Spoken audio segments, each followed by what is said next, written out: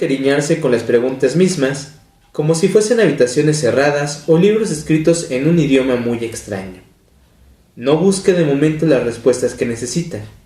No le pueden ser dadas, porque usted no sabría vivirlas aún, y se trata precisamente de vivirlo todo. Viva usted ahora sus preguntas. Hola, ¿qué tal? Mi nombre es Miguel Ángel y les doy la bienvenida a la séptima carta. El día de hoy vamos a comentar un libro que lleva por título Cartas a un joven poeta, pero antes de entrar de lleno al texto, pues quiero compartirles un par de cosas. La primera es que me encuentro muy emocionado porque había pasado ya un largo tiempo sin subir contenido al canal. He andado, quizá como decía esta pequeña frase con la que iniciamos el video, pues viviendo en las preguntas, ¿no? Tratando de reflexionar sobre varias cosas y pues creo estar ya tanto en tiempo como en condiciones de nuevamente poder compartir algunos pensamientos que van saliendo en el día a día y en las lecturas que voy haciendo. La segunda cosa que quería compartir es que este es un video también muy importante para mí, porque se cumple ya un año de la primera vez que me senté a platicar sobre libros con la cámara, con ustedes en cierto modo. Así que se podría decir que este es el video de aniversario del canal, el primer aniversario. Así que pues eso, es un video bastante emotivo por estas cuestiones. Volviendo ya al tema que quiero tratar, como decía hace un momento, se trata del libro de Cartas a un joven poeta, que básicamente se trata de la correspondencia que tuvo Rainer Maria Rilke, que fue uno de los poetas en alemán más importantes de los años 1900, con un joven pues militar de oficio, pero que también fue aficionado al arte, que también quería ser poeta, que tenía por nombre Franz Xavier Capus. Entonces, básicamente vamos a hablar sobre este texto. Voy a dividir el video en 3 secciones, tratando de hacerlo un poquito más dinámico. La primera es a rasgos generales sobre Rilke. Después vamos a hablar directamente sobre el texto. Y por último, pues quiero dar mi opinión, mi reflexión. Y pues también justificar el por qué opinar sobre el libro, ¿vale? Entonces, comencemos. Pues nada, Rilke, como comentaba hace un momento, es uno de los poetas más reconocidos en lengua alemana del siglo pasado. Yo recuerdo haberlo estudiado un poquito en la licenciatura justamente de filosofía en los últimos semestres, aunque tal cual no veíamos de lleno sus escritos, pero sí sonaba muchísimo su nombre. Ahora entiendo por qué. Y pues además de tener estudios obviamente en literatura, pues Rilke estudió filosofía e historia del arte. Todo esto se va a ver reflejado en su pensamiento, y también se van a ver pues las influencias que él tenía, porque pues viajó durante algún tiempo por varios países y conoció, por ejemplo, a Luz Salomé, que fue pues una mujer muy importante para muchos pensadores, entre ellos el queridísimo Nietzsche. Conoció también a León Tolstoy y pues son personajes de gran talla, ¿no? Entonces el haber convivido con ellos, el haberse afianzado como una figura intelectual, como un artista, como pues sí parte de todo este círculo intelectual de los años 1900, pues se ve reflejado en el clima de sus letras, ¿no? Básicamente el texto corresponde a 10 cartas que intercambió entre 1903 y 1908, es decir, en un periodo de 5 años, con el joven Capus.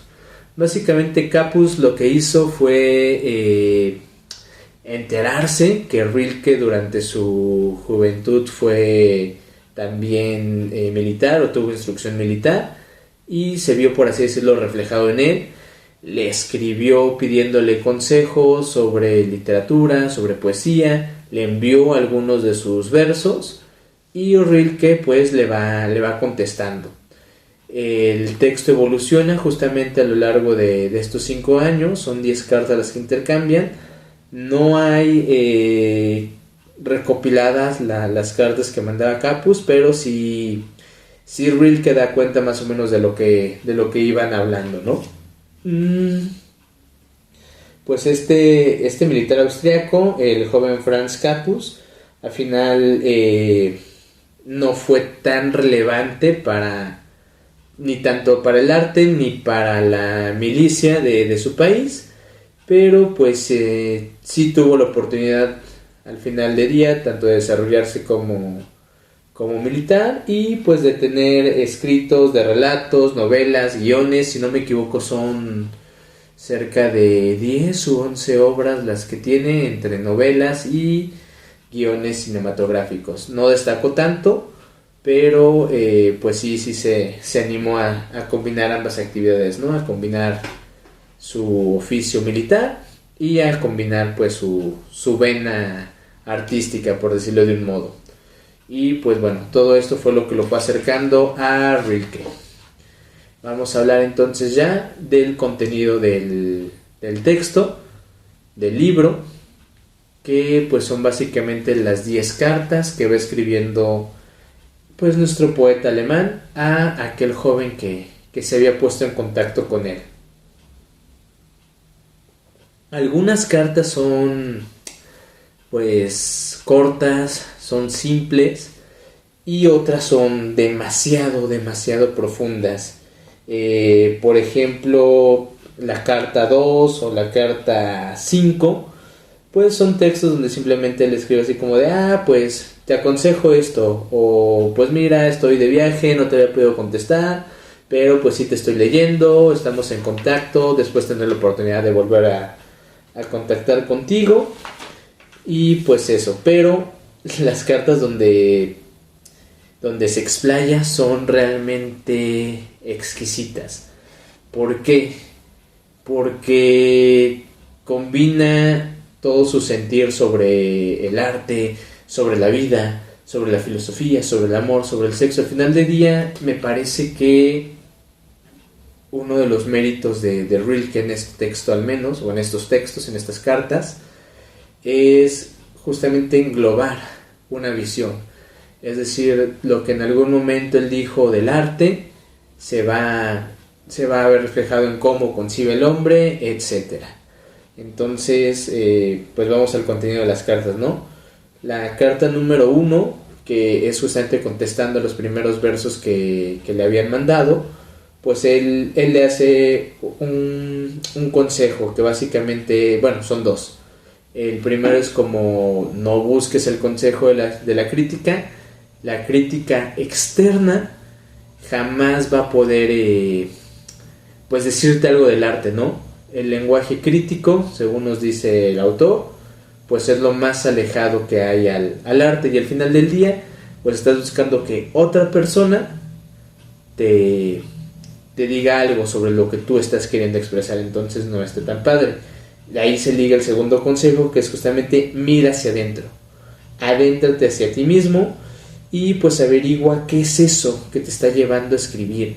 Cuando tú puedas encontrar qué es eso que te está animando o qué es lo que quieras comunicar, entonces vas a hacer un escrito que sin duda va a ser bueno. Ante esto, nos dice el poeta, pues pregúntate también si de verdad debes y quieres escribir. Si la respuesta es que no, pues no pasa nada, cobíjalo y dedícate a lo que tengas que hacer. Si la respuesta es sí, sí debo escribir, no concibo mi vida de otra forma que no sea escribiendo, entonces dedícate a conocerte a ti mismo, dedícate a encontrar tus motivaciones y verás que de este modo podrás escribir la más excelsa poesía. se despide él justamente diciéndole, pues yo no puedo decirte nada más sobre tus textos porque, como te comentaba, la crítica es lo más ajeno al mundo.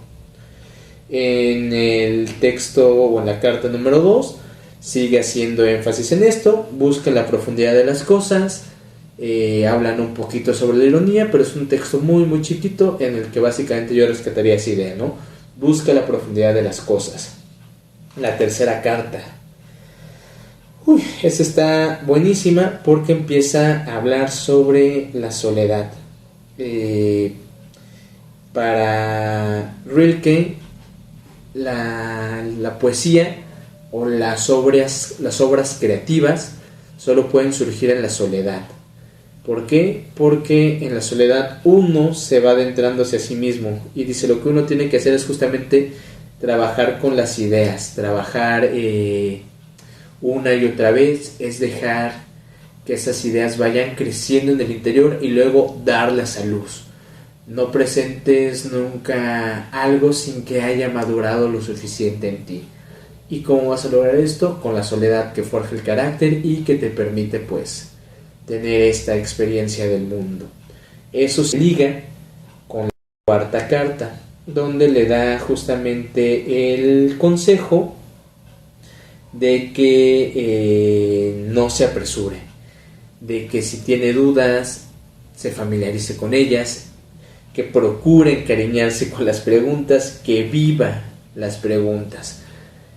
¿Por qué? Porque al final del día creo que estamos muy acostumbrados a las respuestas y decía por ahí en alguna ocasión Heidegger que pues la pregunta, no, más bien la respuesta no es tan importante como el preguntar.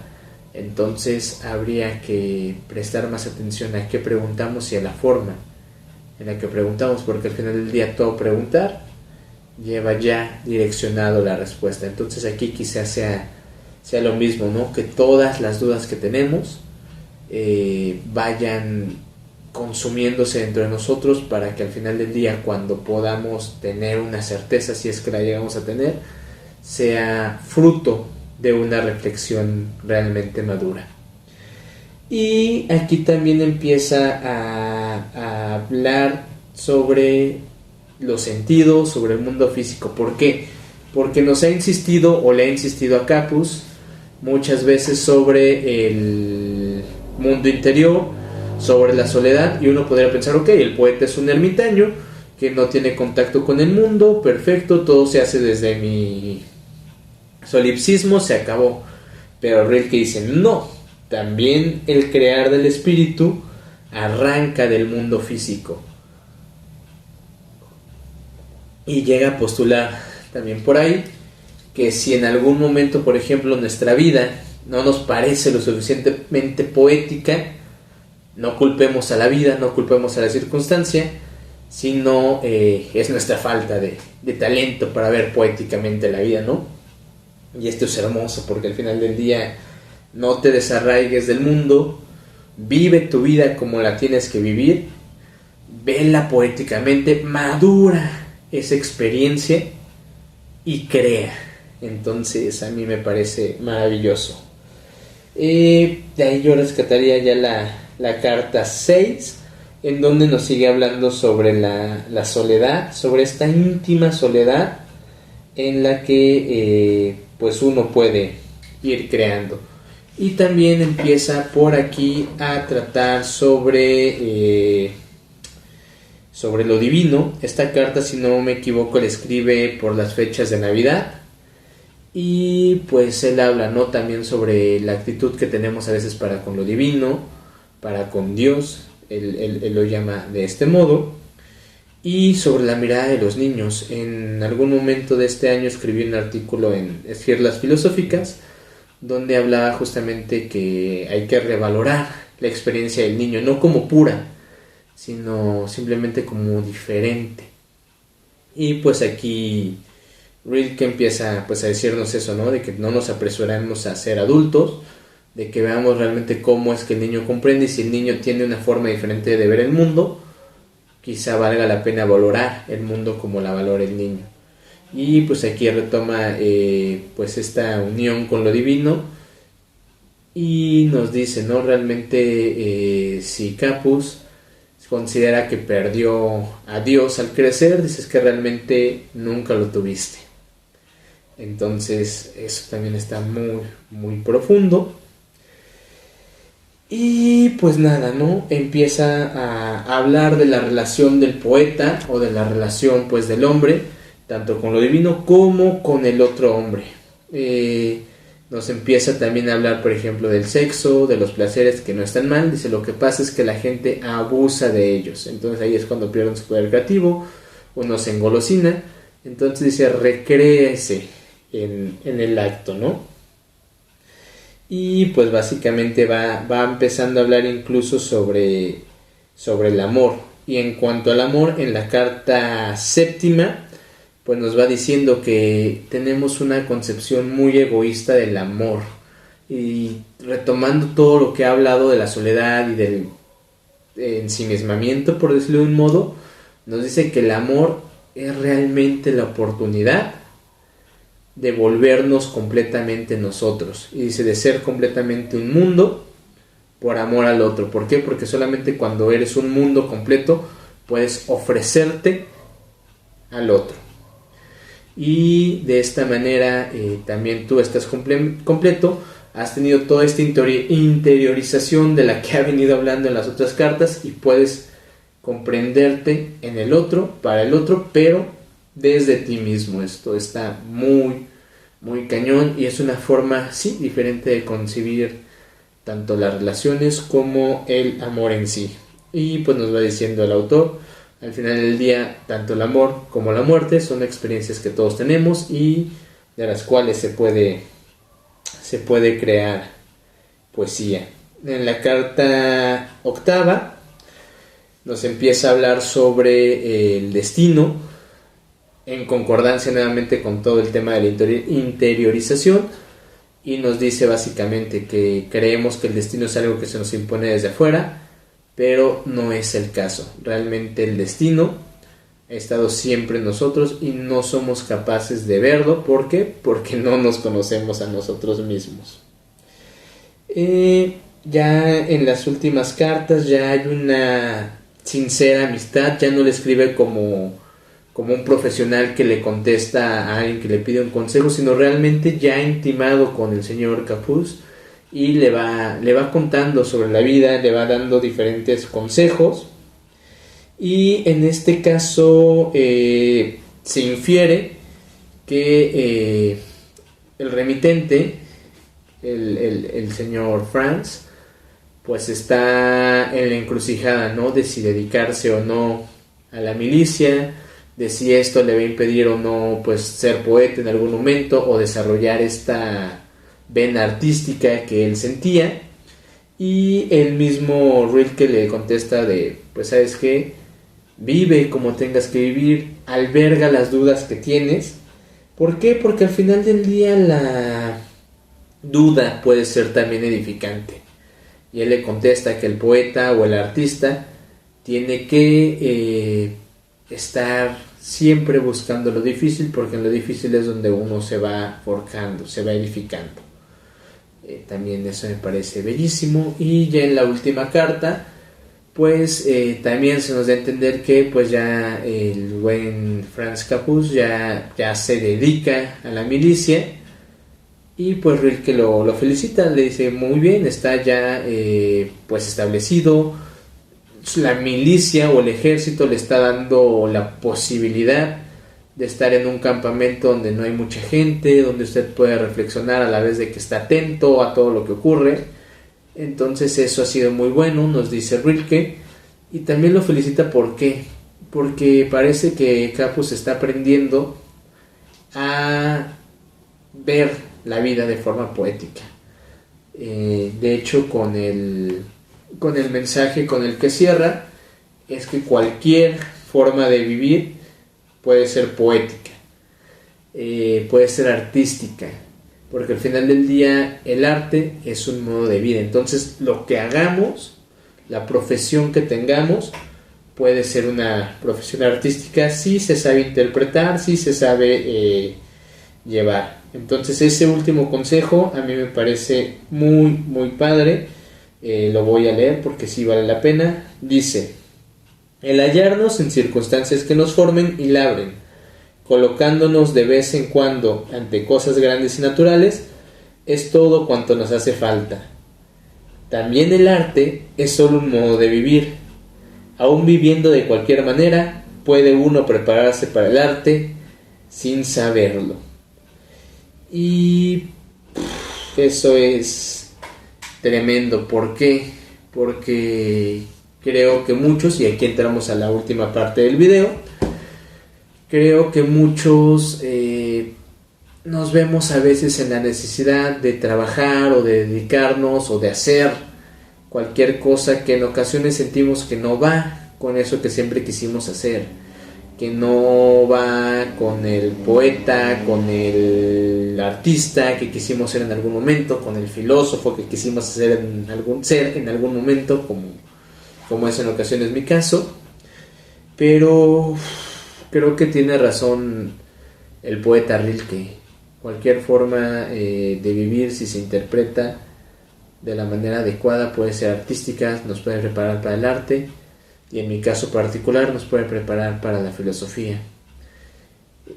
Hace años yo reflexionaba, hace como 1 o 2, realmente no tiene mucho, sobre la forma en la que yo entendí la filosofía o entiendo la filosofía desde mi vivencia particular, desde mi vivencia en este caso profesional, y que en este caso, bueno, yo me dedico a las ventas, etcétera, y desde ahí he comprendido muchas cosas filosóficas. Entonces creo que es lo mismo que Rilke le quiere decir a su interlocutor. Realmente usted puede ser un militar, pero desde ahí comprender la poesía. Realmente uno puede ser un contador y desde ahí entender el arte. Uno puede ser un abogado y desde ahí comprender el cine. Cosas similares, ¿no? Entonces la invitación creo que de Rilke es esa, a vivir la poesía, vivir el arte desde cualquier cosa que hagamos y siempre tratando de interiorizarnos. A mí realmente es un texto que me fascinó, por eso quise que fuera el libro con el que volviera el canal. El formato es realmente exquisito porque son cartas y al final la carta es una expresión muy íntima. En aquella época uno escribía cartas más común que ahora, pero ahora uno escribe cartas por placer. Ya no es como el medio común de comunicación. Ya está el email, ya está el WhatsApp o cualquier medio de mensajería instantánea. Entonces la carta se reserva actualmente por placer, porque uno quiere comunicarse de cierta manera y quiere dedicarle tiempo. Y esto también está bien padre porque Rilke, de hecho, tarda mucho entre carta y carta, y en ocasiones le dice: ¿sabes qué? No había podido escribir. ¿Por qué? Porque no había tenido tiempo, porque no estaba bien de salud, etcétera. Entonces se da uno cuenta que quiere escribir o quiere dedicar tiempo cuando escribe, quiere donar parte de su ser en la escritura que le está dando al otro. Entonces eso también es maravilloso. Entonces yo recomiendo completamente este libro por el formato, por el contenido, porque nos muestra una forma de ver el mundo, porque nos invita a visualizar las cosas de esa manera. Es un libro bastante conocido, creo que de hecho es de las obras más conocidas de Rilke en español. Entonces sí, definitivamente yo lo recomiendo. Yo leí una edición digital que, si bien tiene algunos errores tipográficos, pues sí nos permite disfrutar sin mayor inconveniente. Entonces eso es un libro asequible y que recomiendo completamente. Hasta aquí las reflexiones de hoy, invitándonos a acercarnos a la poesía, y si no podemos, también a poder ver el mundo de manera poética.